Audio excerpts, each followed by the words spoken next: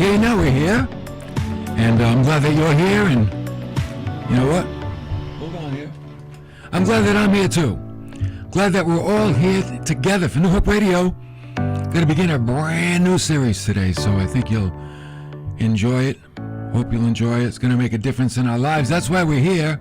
We want to hear things from God that will truly make a difference in our lives. So thank you for joining me today, and we're going to get right into a brand new series. We're going to take a look at the life of Joseph, and you know what we're going to learn? We're going to learn that life has lessons. Yeah, life has lessons, and hopefully as we go through life, we're actually learning those lessons.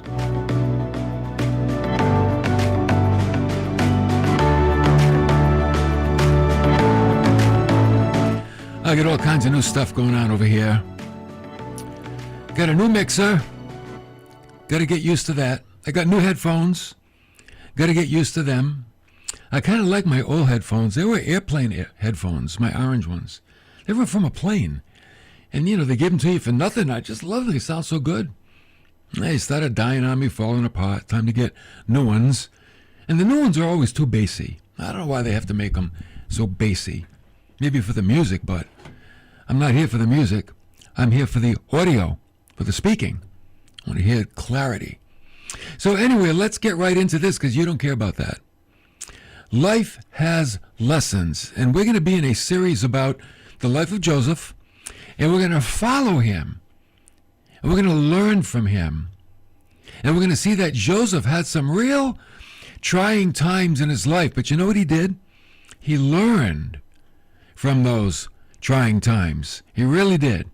So thank you for joining me on 1590 AM, 92.7 FM, WARV, and on Facebook at New Hope Radio.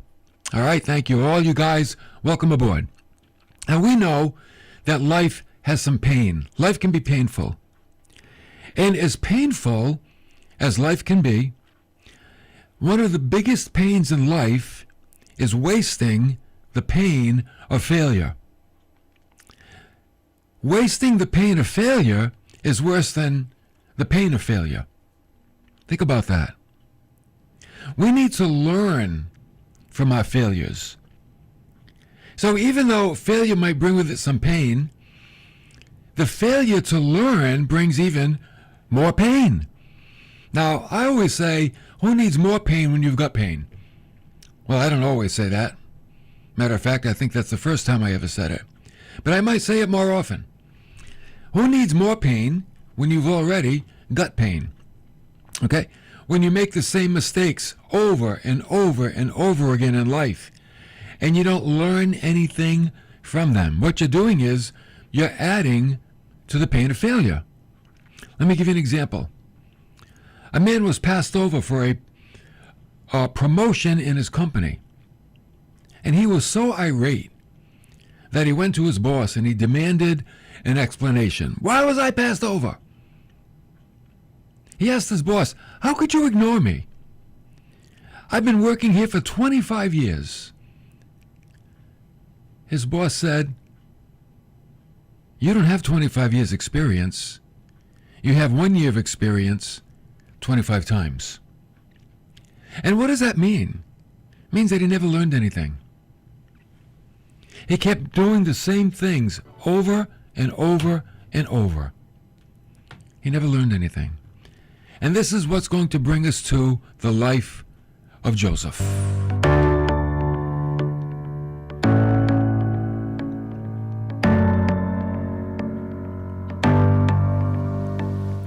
Now, Joseph is very different from this guy. He's very different from the guy that we just talked about in that story. He's one that did learn from his mistakes and how to overcome, or I like this part, how to overcome circumstances. You know what we find in Joseph? We find a life of no excuses. Joseph was not a man of excuses. And if you're living a life of excuses for, why you do or why you don't do what you do, then you're like the guy with the 1 year of experience. 25 times. You're not learning. Excuses don't help us to learn. Excuses actually enable us to keep making the same mistakes over and over again. Now, here is something you may not have considered. The greatest lessons of life, they don't come with ease. No, they come with pain. And if you fail to realize that, you'll be consumed with the pain instead of how to better yourself. Isn't that a rut? A rut is to be consumed with the pain of your failure instead of learning how to grow from your failure. Avoid the rut. Now, this principle is not original with me. The Apostle James, he said, you know, that you can have joy in your trials, not because the trials are joyful, but because they can produce patience. And that patience will make you complete, and you will lack nothing. So what he's saying is, learning from the trials, learning from the testings, learning from the failures can make us better people. Oh, but it's in the learning. Patience means I can trust that God is in control when life seems to be out of control. Okay? That's called walking by faith, right? The Apostle Paul, he said what? The just shall walk by faith. That's how we walk, by faith. We walk by believing in God, trusting in God, putting ourselves in the hands of God. That's how we walk. That's how we live life as God's people. It's what we do, right? The demise of a person begins very small when they don't walk by faith. And then, it increases. And sometimes very rapidly. It begins with a small cloud, then a bigger cloud, then more clouds, and then the storm breaks out. And why? Because we fail to learn from our mistakes. That's why. Now let's go back to Genesis chapter 37. If you'd like to follow along with your scriptures, that's beautiful. Very good idea. We're going to be in verse 1. And I'm going to use the Contemporary English Version translation. Okay? All right. Verse 1. Jacob lived in the land of Canaan, where his father Isaac had lived. And this is the story of his family. When Jacob's son Joseph was 17 years old, he took care of the sheep with his brothers, the sons of Bilhah and Zilpah. But he was always telling his father all sorts of bad things about his brothers. You could say that Jacob, Joseph's father, had ignored the biblical mandate for marriage. One man for one woman, that's enough, you know. And what he did was he took 2 wives. That's not too smart. He took 2 wives.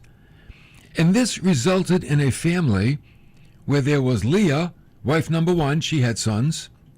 Rachel, wife number 2, she had sons. And then there were some concubines in the picture. They had sons. I'm like, what? Are you kidding me? 2 wives and girlfriends all in the same house? Ay, ay, ay. Joseph, he was the son of Rachel. And the favorite. He was the favorite son of Rachel and Jacob. And you know what that did? It created friction among the other sons. Oh yeah, they didn't like that. No, nobody likes to see another sibling as being the favorite. That never works out. You know, the name Jacob, it means deceiver or conniver. And man, he certainly lived up to this when he cheated his brother Esau out of his birthright for a pot of stew. He manipulated his father Abraham into giving him the double portion of the inheritance. Then he entered into polygamy. And because of all of this, the family had become a very dysfunctional and divided family. It wasn't like a fun place to live. You see, God knows what he's doing when he says, 1 man for 1 woman, and the 2 shall become 1. What God has joined together, let no man separate. God knows exactly what he's doing. But back in verse 2, but he, Joseph, was always telling his father all sorts of bad things about his brothers. It's like Joseph was his father's little spy, the little tattletale, He's the runt of the litter, and he's always ratting out his brothers what they're doing. Hey, Dad, what? They're smoking behind the barn. Hey, Dad, what? They're playing penny poker. Hey, Dad, what? And he's just a little fink. That's what Joseph was. He's just a little fink. But Jacob loved Joseph more than he did any of his other sons, because Joseph was born after Jacob was very old. Jacob had given Joseph a fancy coat to show, oh man, this is a bad news, to show that he was his favorite son. Joseph, I want everybody to know you're my favorite son. Here, I got you this nice coat. And you know what happened? His brothers hated him, and they wouldn't be nice to him. Of course, the kid's walking around with this big sign, I'm Daddy's favorite. Daddy likes me more than you. You think his brothers are going to go for that? No. What we've got here is a blended family, and it's not easy sometimes to manage a blended family. This is why it takes real thought and concern to do so. I've got a CD on the blended family. If you're interested, you can contact us and we'll get it out to you. So Jacob planted two ideas in his sons' hearts. Two ideas. Things that, they really didn't, I would say, pan out that well. Something that he shouldn't have done. And what was it? Well, number one, he made Joseph very prideful, singling him out as the favorite son. You know what it did to Joseph? It gave him an elevated sense of importance. You know the kind of person it's not fun to be around? Somebody that thinks too much of themselves. They think they're too important, even more important than everybody else. You can have a tendency not to like that person. Joseph made that mistake. Jacob, he made that mistake. Then secondly, he turned his sons against Joseph because they felt rejected. Let me tell you something, dads. The worst pain your son can feel is rejection from you. That's worse than hitting his head with a hammer. When a son feels rejected by their father, you know what that does? It takes away their reason to live. It takes away their reason to become something, to do something. Now, I'm generalizing. There are always those that they're great overcomers. They have great moms that help them. But there's a special connection between the father and the son, and dads need to recognize that. They need to recognize how much their sons need their approbation, their respect, their what's the word I want to use? Their acceptance. Oh, sons want to be accepted by their fathers. And when they're rejected, the whole world falls apart. And these other brothers are going to do some pretty bad things. You know why? Because they felt rejected. And you know what's worse? They didn't feel bad about doing those bad things. Because that's what happens. When you feel rejected, you don't feel bad about doing bad. You don't. Because you're rejected. That's what rejection does. So this family, it became a breeding ground for hatred, for bitterness, for jealousy. It grew there. I wonder how many families look like Jacob's family, even today. So much jealousy between the siblings, and bitterness, maybe even hatred. Maybe this series will be helpful. I hope it will. You know, the beauty of the Word of God is to be an antidote. It's to be a healer. It's to help. It's not to condemn. It's to show the way. And if your family's somewhat dysfunctional, the intention of this is to help it to be more functional. Not to condemn, but to direct and to bring healing. So one night Joseph had a dream. And the next day he gathered his brothers together to tell them about the dream. And here's what he said to them. We were all out in the field tying bundles of wheat, and my bundle stood up, and your bundles bowed down to it. Here's a kid. He's already the favorite. He's got a coat to prove it. And now he's dumping this stuff on his brothers. In verse 8, his brothers said, you really think you're going to be king and rule over us? Because that was the interpretation.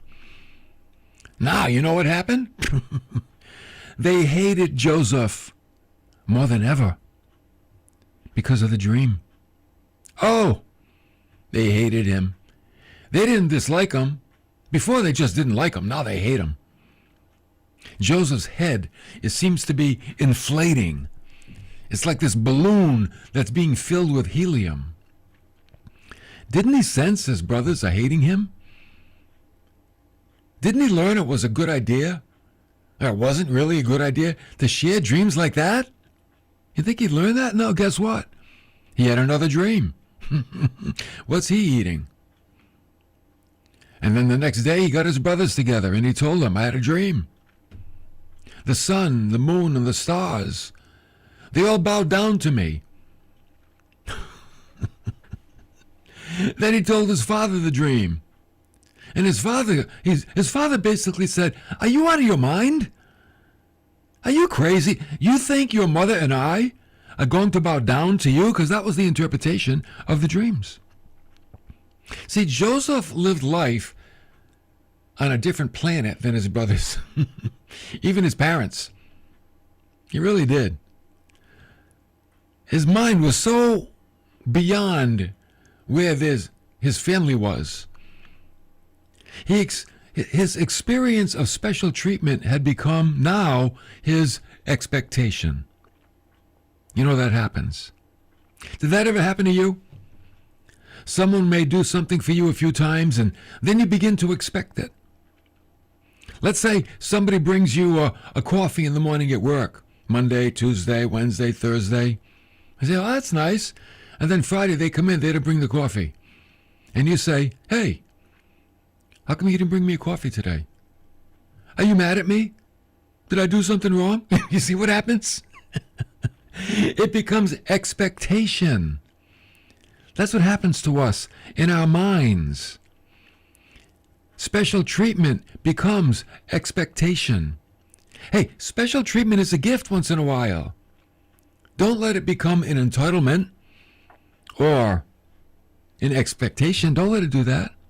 So in verse 11, Joseph's brothers, they were jealous of him.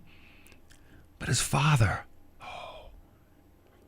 he kept wondering about the dream. You know, here's the interesting thing.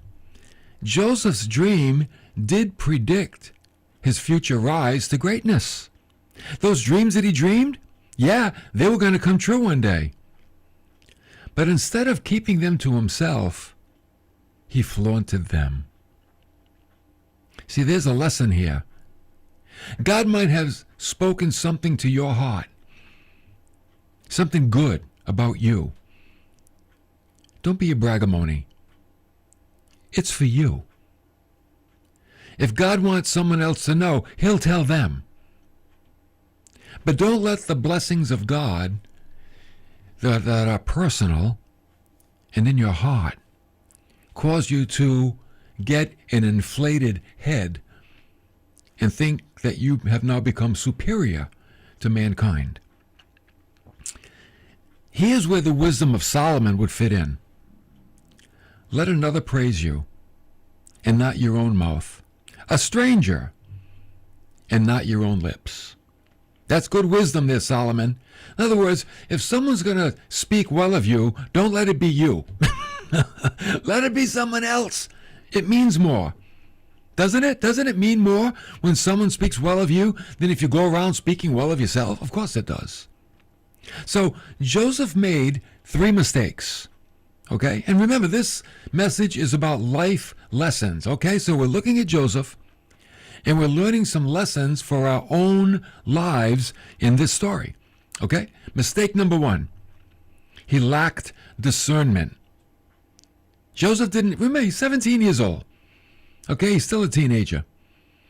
We don't even know if he got his driver's license yet. But he lacked discernment. What is discernment?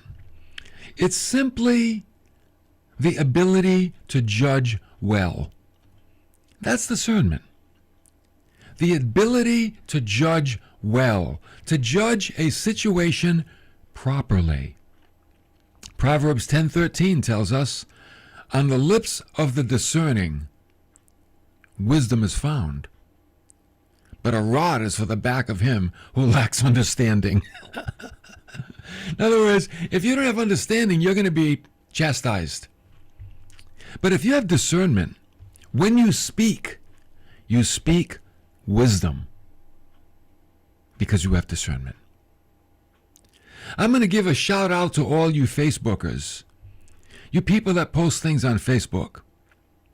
You need to remember this, because sometimes, and I'm talking about Christians, post many foolish and embarrassing things for the whole world to see without even you realizing it. I see family disputes on Facebook. That's not for the world. They should be embarrassed. But they're not embarrassed. You know why? Lack of discernment. That's why. When you have discernment, you become more aware of what you say, of what you post for the whole world to see. But when you lack discernment, you're just dull. You're dull to it. I put some posts up there that I deleted right away. I said, oh man, I shouldn't have said that. I try to catch them as fast as I can. Always think before you hit post. Reread it. Check it out. Does it make you look bad? Does it make you look good? Does it make you look wise? Does it make you look foolish? Okay? So discernment means you have to look at the situation that you're in and then act accordingly. Just don't be yourself all the time. Sometimes you have to raise it up a notch. The second mistake that Joseph made, he lacked sensitivity. He didn't consider the impact of his words on others. He didn't consider how his brothers would feel when he flaunted that dream. You know, sometimes people say they're just being honest. Well, I'm just being honest with you, but the truth is, honesty must be seasoned with salt. Sometimes we don't want honesty. Not if it's going to demean. Not if it's going to hurt. Let your words, Paul said, always be seasoned with salt. Right? Let your speech be seasoned with grace. Let your speech be with grace as though seasoned with salt. So you will know how you should respond to, notice, each person, Colossians 4:6. To each person. You don't talk to everybody the same way. You talk to everybody differently because everyone is an individual. When Jesus came, he came full of grace and truth, didn't he? In John 1:17. Grace and truth. Sure, he brought truth, but he brought grace too. The third thing that Joseph lacked, he lacked discernment, he lacked sensitivity, he lacked maturity. And he demonstrated he wasn't yet ready for the promotion of the dream. God was going to promote Joseph, but at this stage in his life, he wasn't ready because he wasn't mature. Again, this series is about learning from your own mistakes. It's not the end when you make a mistake. It's only the end when you fail to learn from it. And then you repeat it over and over and over again. You keep making the same mistake. That's not too bright. Joseph, he's 17 years old. He's got a lot to learn. But you know what the good news is? He's going to learn. Oh yeah? He will learn. That dream will come true. But I'll tell you what, he's going to get some bumps and some bruises. Oh, yeah. You know, part of his learning is going to be unjust treatment. Think about that. Unjust treatment, the stuff that happens to us that we don't like, that's part of our life lesson. So we'll be getting into that in the near future as well. Next time we're together, we're going to see what happens when bitterness takes over. Oh, what happens? You know, bitterness is a root that affects everything. It does. Bitterness will affect every part of your life. And we're going to see next time what happens when it starts to take over, when it begins to control. And you know, business can be so powerful, bitterness can be so powerful, you can actually lose, here it comes, you can lose your self-control. You don't want to do that. We always get into trouble when we lose our self-control. So join me tomorrow at 12:30 Eastern Time as we continue with life lessons from Joseph. And we're going to see what happens when bitterness takes over. It's going to be a great lesson. Tune in. Get a friend to listen. Get some folks that struggle with these issues. They have to deal with them. Maybe dysfunctional families. We'll try to help them out the best we can. Don't forget about the Hope Club. Are you a member of the Hope Club? Join the Hope Club. You'll get some devotionals every week. And at $3 a week, you'll help keep us on the air. Go to newhopecc.tv. Click Donate. Go down to Radio Fund. Fill in the information. Make your commitment. We'll put you on the email list. And don't forget about our podcast. They're on our website as well. newhopecc.tv. I'll be back tomorrow with more.